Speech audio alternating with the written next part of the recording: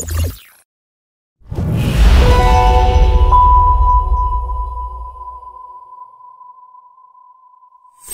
everyone, welcome to the Tech Podcast series. This is Lakshit Pant from Azure Developer Community by Microsoft, and we have been inviting multiple industry leaders from all over the India, all over the globe to learn from their experiences, what they have building, what they have been cooking, to learn from how has been their journey with all these startup leaders. And now for today's podcast, we have our industry leader, Mr. Daljeet Singh sir. He's the director of AIMA. AIMA is known for All India Management Association, and we'll be talking about multiple digital experiences. We'll talk about management, we'll talk about time management, some kind, and a couple of things we are going to touch upon this. So just to kick off this podcast, I'll quickly request Daljit sir, if you could introduce yourself first for our audience. Yeah, thank you, Lakshit, and good afternoon to everyone. Very happy to be a part of this discussion. I think very important topic. What we wanted to kind of share the updates and kind of share the perspective from AIMA. Management, I think it is very, very critical from anybody's point of view. I mean, we are not only talking about the professional employment or professional management. I guess management plays a role in each and every individual's life right from the very first day, and it kind of carries on during the entire life cycle. So I think that's a very, very important subject. And AIMA specializes and obviously has been known for the best practices what we have built as far as the human resource development and people management practices are concerned. So I guess it is going to be more talking about what AIMA does in this field, and obviously touching upon the other areas about the management as well. So thank you for this opportunity. Yeah, it's my pleasure to always invite you and have this discussion, right? So just to kick off, I just wanted to understand how has been your journey so far, and what it really looks like to direct IMA, and how challenging it is like to build all these leaders out of this process, this management institute, and from your experience. See, AIMA has been there in this entire the field for about more than 68 years now. And I guess it has been definitely known for bringing the best practices and getting the management development quotient. Human resource and manpower development are the critical areas on which we have been working for that many years. And I guess I would say, let's say, rarely has been any professional which I come across today who would not have any touch points with AIMA throughout his entire professional journey. So I think that is the extent of touch which AIMA has had on the working professionals today. And I'm very happy to share that definitely we as an organization have value added on various parameters to the generation, which is kind of at the, I would say, maybe the one first up.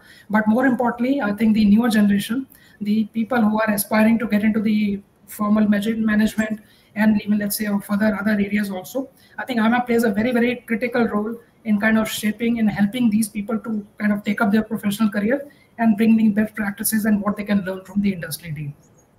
Because you also come from an IIM, right? I just wanted to know, you also belong to a management institute. How does an IIM or institute like AIMA or any other management these schools, right, cooks a persona, right, an individual, what it brings to an individual from a persona perspective? How does it improve as an individual, right?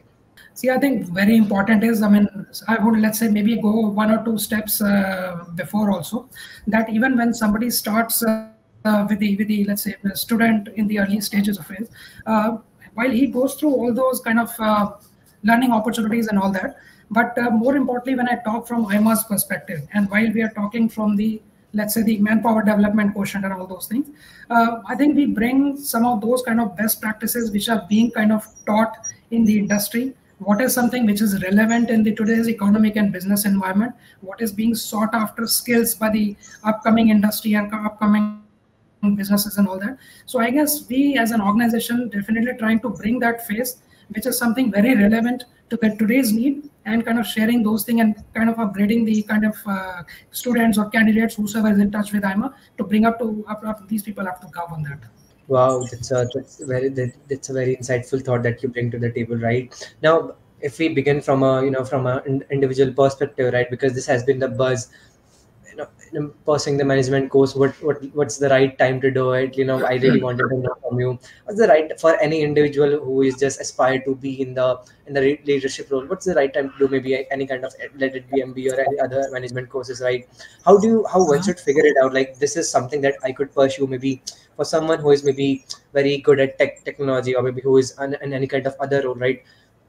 At what point of time they feel like, yeah, this might be a particular time where I should consider this off as an interest. So is there any parameter by which we should you know evaluate that this could be the best time to pursue a management course? See, in my perspective, let's say, even if I talk about an individual who's at an entry level of his professional journey, Right. while he maybe goes through certain technical side, or he, let's say, gets into the technical side, or maybe, let's say, purely into the administrative side, or somebody may have got a flair toward, let's say, financial services and so on thing. I think management is a very, very generic field which is applying to everybody, irrespective of the domain or the kind of background what he comes from.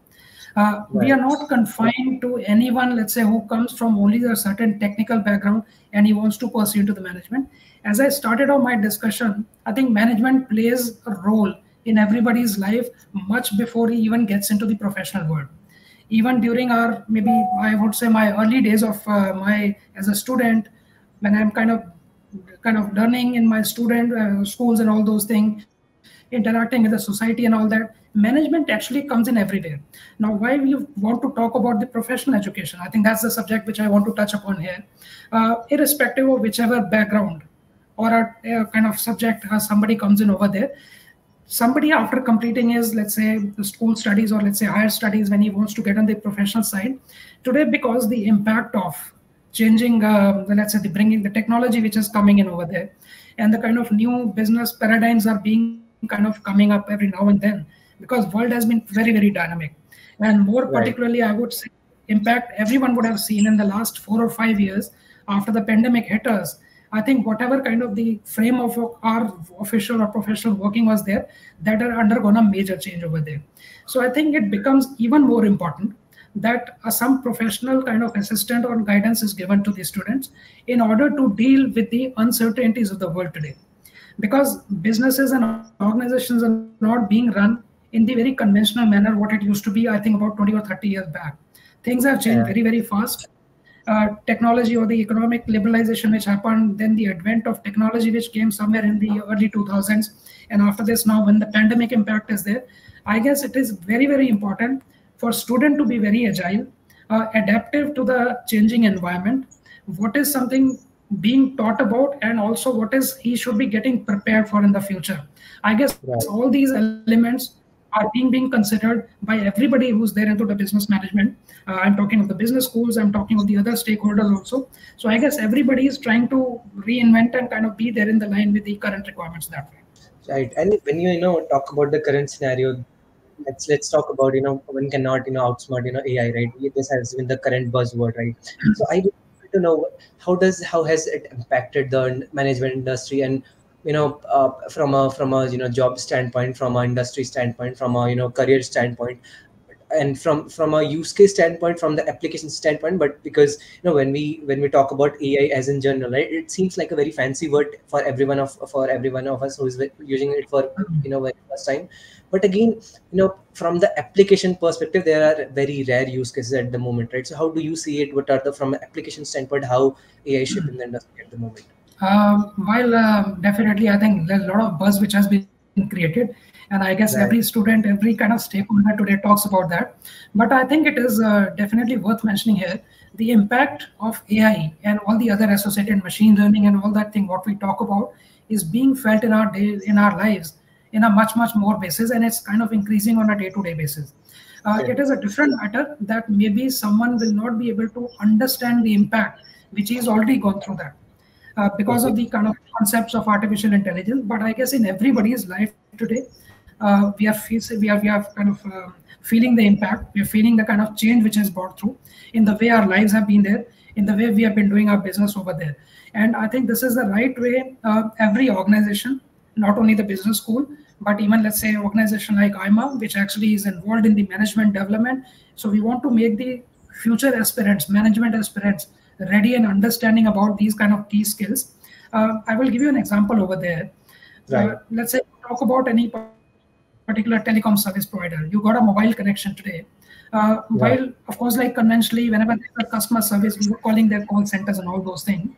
I think call centers are still continuing today, but people may not have understood, or let's say may not have realized that even those conventional call centers are being assisted by the artificial intelligence tools.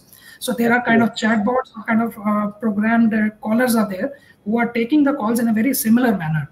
As an Right. end customer, I may not be understanding, or I may not be realizing that who's the person on the other side who's giving me the support. But I'm more Right. concerned with that. Today, let's say when you write to a customer service of any organization, you generally get a mail after maybe a couple of times or whatever it is there. Even that thing has been automated by introduction of chatbots and automated softwares and all those things.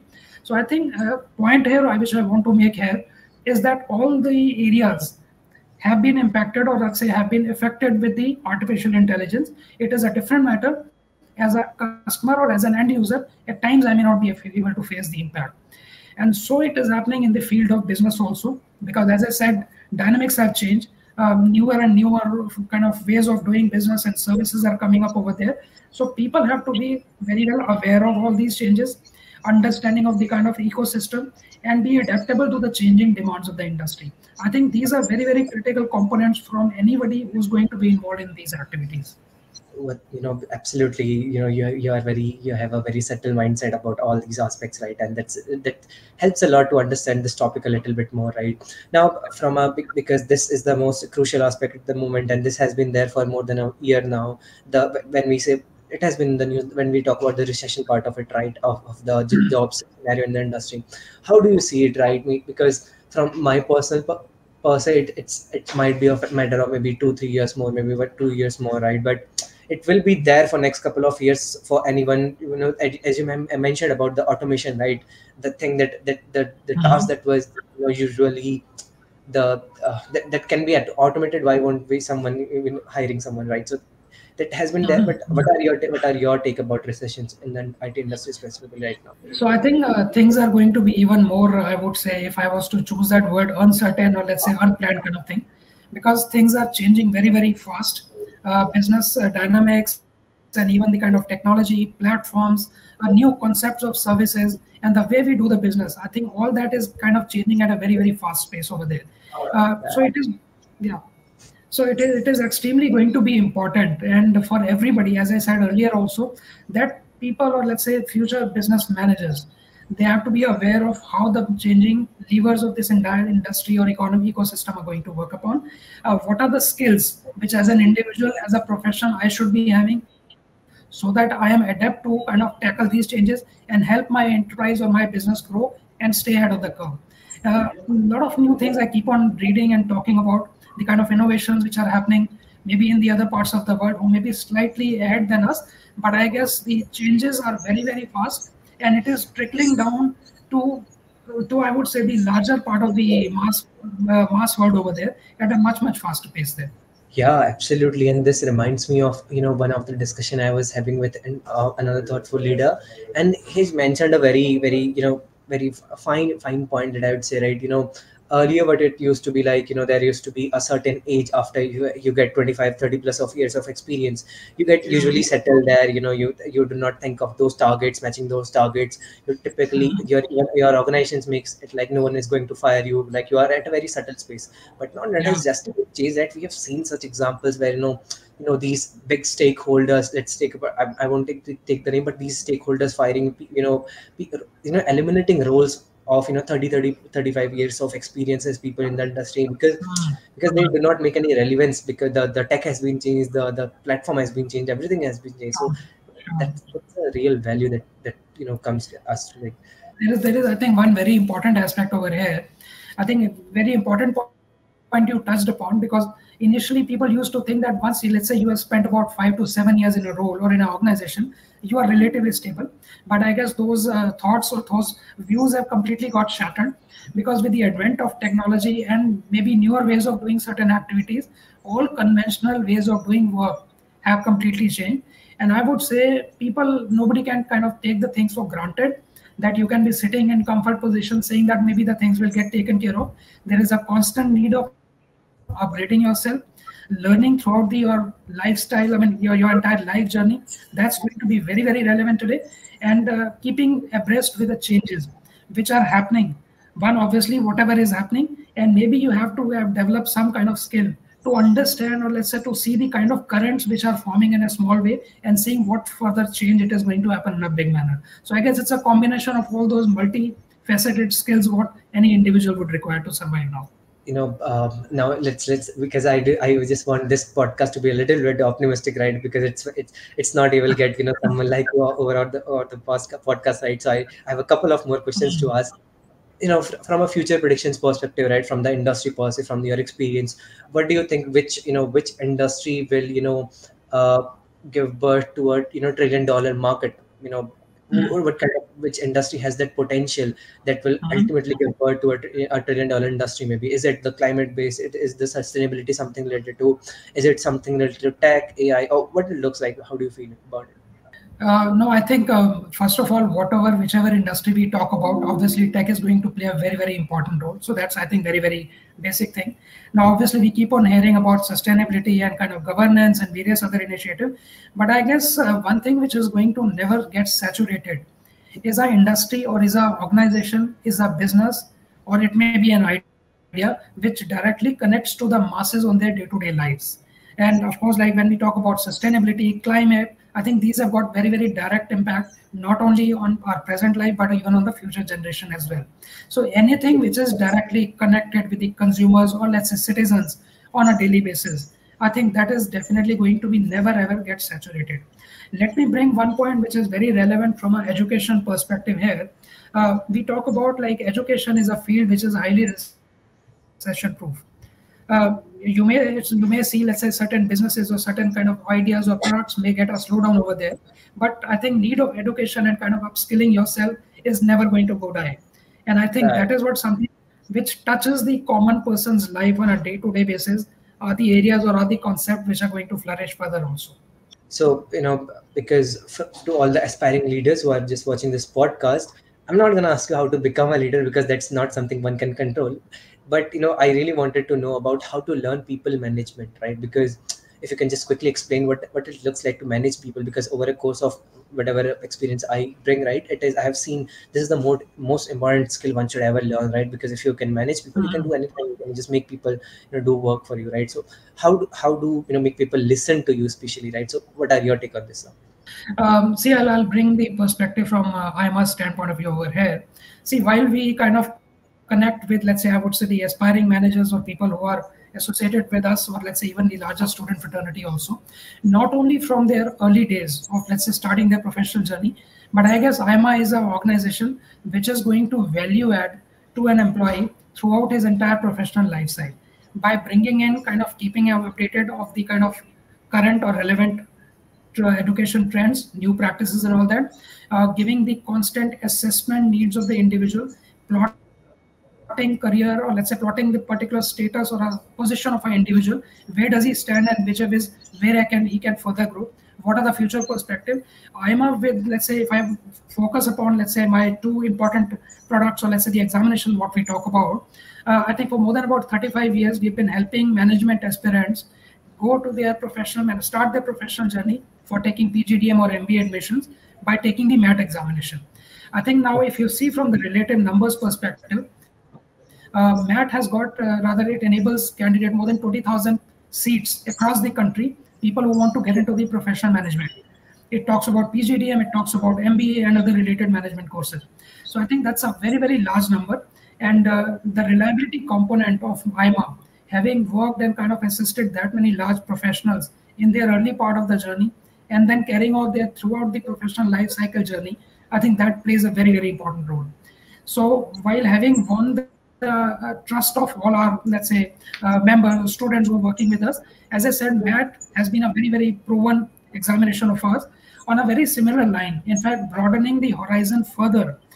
There's another thing which I want to share with the future management perspectives, people, aspirants also, that another examination of ours, which is UGAT, which is undergraduate test, is largely kind of aimed of helping people who want to, or rather who are clearing their 12th classes. So Okay. anyone between 10th or 12th classes, I think we want to kind of assist and guide those people in picking up the career which is suiting their skill sets. See, what happens is, if you let's say maybe go about 15, 20 years back, our parents also used to tell us you should aspire to get into the management or the medical side, or let's say the engineering. There were hardly any other domains which people used to talk about that time. Right, But absolutely. last couple of decades, if you see, a lot of new concepts and ideas have come, and with technology enablement, I think this is going to even get changed. So people should not be confined only towards these 3 or 4 conventional careers. There are many, many large opportunities, very exciting kind of venues which are there. So IMA actually wants to understand each and every individual's caliber, your skill set, where exactly your liking or disliking are there, what are your strength areas, and rather than following the herd, I think you should work on your strength and pick up the career which is suiting your capabilities the most, so that like you are a better and you're a successful professional. I think that is the objective with which we are working.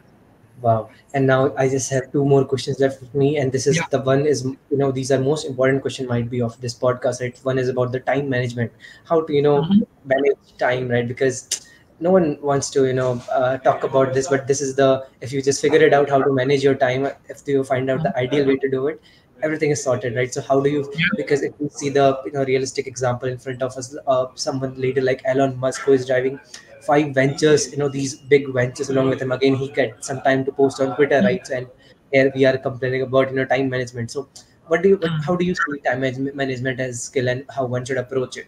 I think one of the very, very important and very, very fundamental concept, as you rightly touched upon, is about time management itself.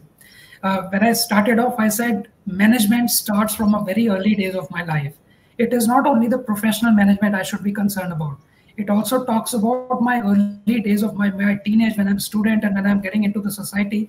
I think ability to me, ability of mine to manage myself accordingly as per my needs. I think this is something very important, and time management does talk about that. It's very, very critical to prioritize your work. I think today, and there are a lot of distraction in everybody's life. While we have to do maybe let's say 5 things, and as rightfully said, people do make a kind of to-do list in the beginning of their day, or let's say beginning of a week or a month altogether.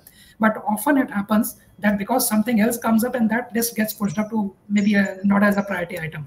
So very, very Right. critical for all of us to plan better, uh, give it enough prioritize. I think that's very important another aspect. So once you've done the planning, then there has to be a priority also setting up then what are the very, very critical tasks.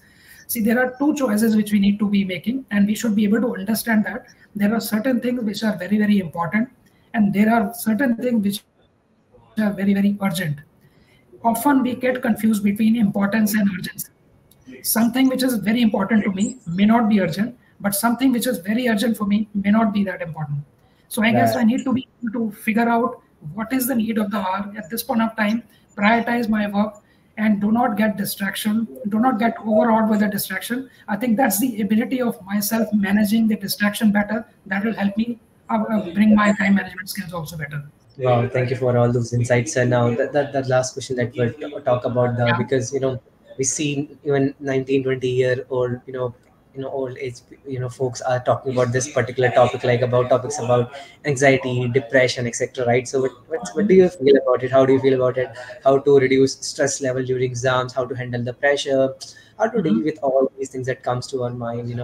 These intrusive thoughts that come to any person's mind, right? Yeah. Again, I will link back to the 2 point which I said first. One is plan better, prioritize better. And I think the third element, let me add over here, whatever you have planned, whatever you have prioritized, execute it better as well. I think life is not something which is going to be described in a very short measure. Life is not a T20 game. For all the youngsters and all the kind of aspirants, we would like to share something. Do not, of course, like it is important to have the short-term goals also, but do not lose the sight of where you want to be in a long-term basis also. So it's very, very important to kind of have dual things working out. Something which is on a day-to-day basis, what are your objectives which you need to assign or which you need to achieve, and also keep a overall sight on a larger picture where you want to do and what will make you to go over there. So planning, prioritization, and execution are, I think, very, very important things. And fourth thing, I mean, even if you have not touched this matter, but let me bring that point, which is very, very favorite of mine. I always bring a fourth component here, which is the communication part. Now, I'll Correct. link this to the point you said why the anxiety and depression and all that, which people often complain about today. See, it is at times the expectations are there. Maybe I kind of set my expectation looking at my peers or my colleagues because of some family pressures or whatever.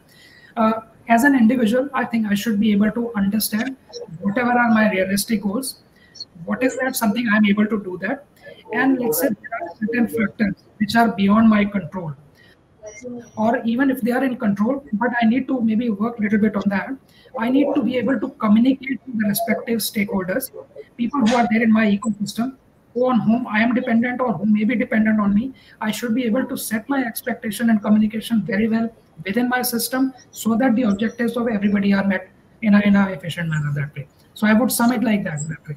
So when you have, it's quite like a follow-up question, right? When you mentioned about the urgency, right? In this digitized area, right? What should be the pace? So we have seen some relevant examples among us, right? Someone is building ventures at like 18 19 years of age. We have a classic example of Zepto, right? So what do you think? What should be the approach to build?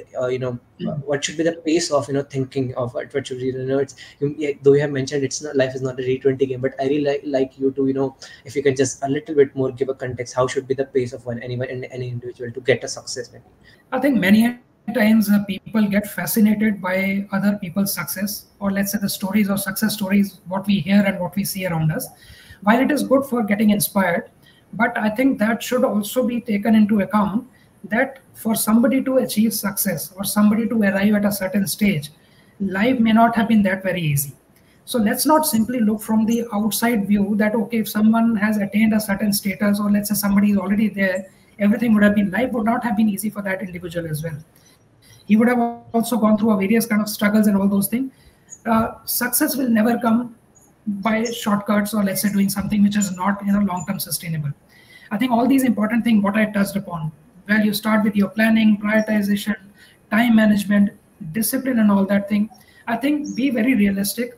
Uh, when you kind of get inspired by some good success stories and all that, understand that there are a lot of kind of things which are not visible to outside world, and there are definitely, because picture is never going to be kind of that clear or very transparent at the back side. A lot of effort and struggle goes there, a lot of hard work goes over there. So I think we need to factor all that point.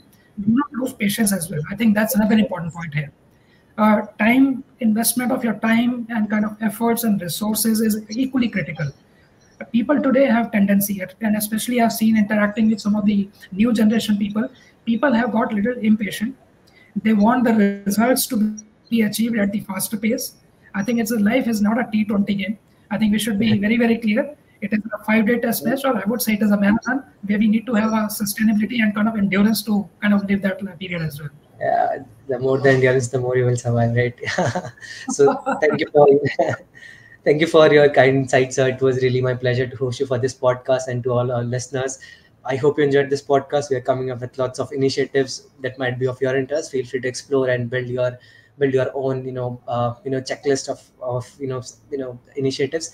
Thank you again, sir. It's been a real pleasure, and personally learned a lots of things from you. Hoping to collaborate in future as well. Thank you. Thank you so much for this opportunity, and I guess we also feel very happy to be a part of this initiative of yours, and we look forward for very similar initiatives or activities in the times to come also.